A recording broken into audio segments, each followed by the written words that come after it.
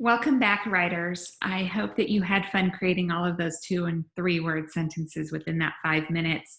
To conclude our lesson 1, I want us to go back and think about meaning and effect and the choices the authors make. Okay, so when we go back and we look at this sentence, Vashti smiled, from Peter H. Reynolds. What did we learn from him with this sentence? Let's review what we learned. Well, we know that we started every sentence with a capital letter and we end with a period. We learned that Vashti is also a name, so it needs to be capitalized. And then our focus phrase, we use a subject and verb in our sentences.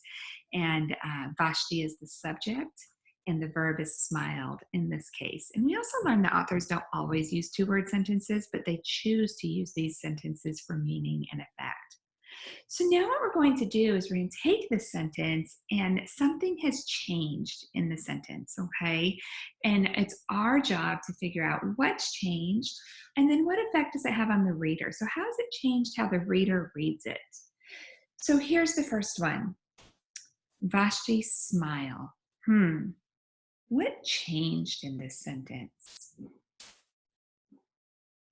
Oh, yeah, it's no longer smiled, it's smile. Vashti smile. Does that make sense? Vashti smile. It's kind of like the phone rings. We needed to have the S that rings because we're talking about one phone. Well, Vashti's one person, right?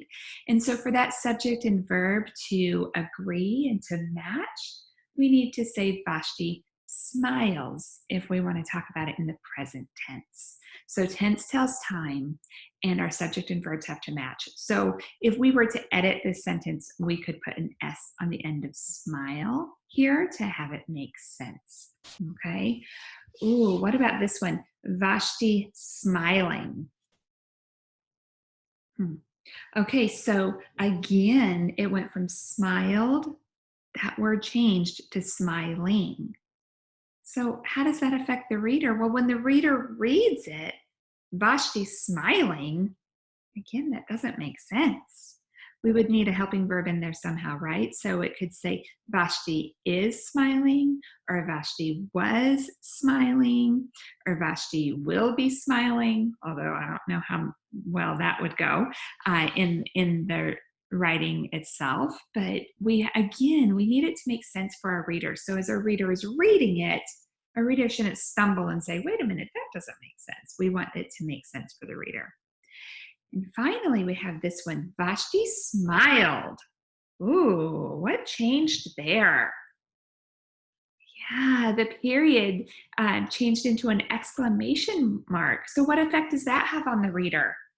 Well, it changes the way the reader reads it, right? Instead of just saying Vashti smiled, that exclamation mark is letting the reader know that we need to use strong emotion when we read it. So Vashti smiled.